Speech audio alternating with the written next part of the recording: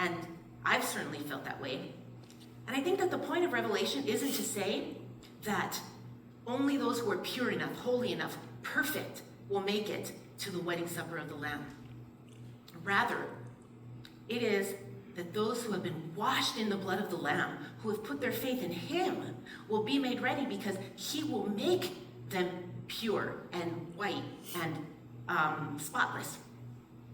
Our good deeds, our righteousness flows out of the righteousness of Christ when he fills us with his Spirit. So when we fail, and we often do, we repent, Christ forgives us, he washes us again, and we renew our covenant with him by seeking to live for his glory. On that great day, when we're dressed in his spotless robe that he has given to us, it'll not be because we deserved it, because we made the cut. It'll be all by grace alone. Can you picture that dress? Ladies, think about the morning of your wedding day. Maybe you got your nails and hair done by a professional, and maybe you had a stylist there to help get your makeup and everything ready for that day. Or maybe one of your besties, who's more stylish than you, helped you get beautiful.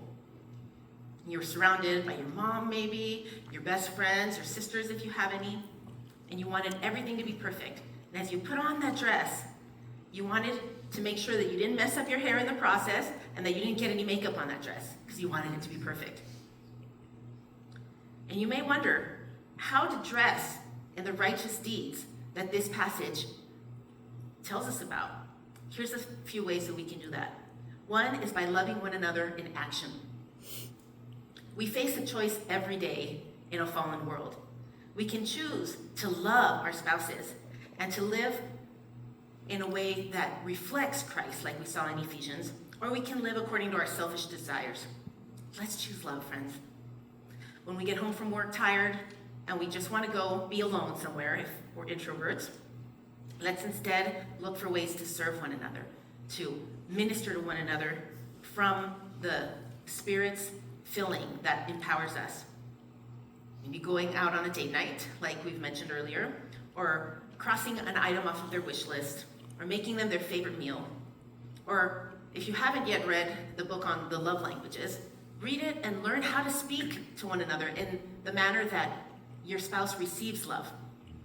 Second is clothing ourselves in forgiveness. This side of eternity, we will fail one another. Only Christ is perfect and will never fail us. The way to keep our garments clean and spotless is not by living in sinless perfection, because we know that that's impossible.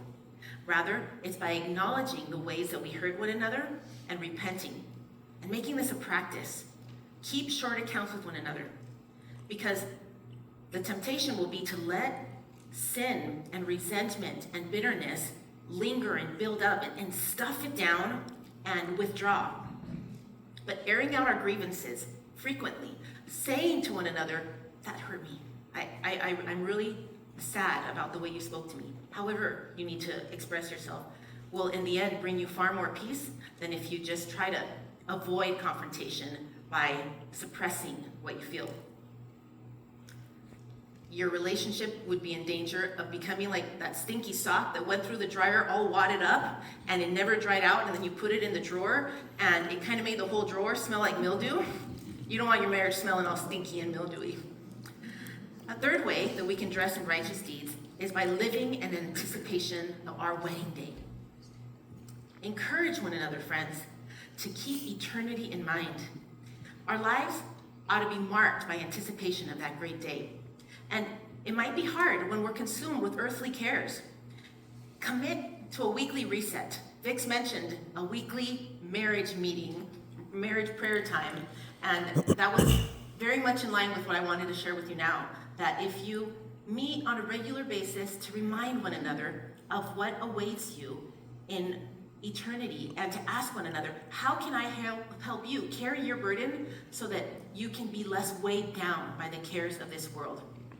And then end in prayer, ensuring that Christ remains in the center of your marriage and that you both look to heaven and to the New Jerusalem and the feast that awaits you forever together. Thanks, Ange. Take a look with me at verse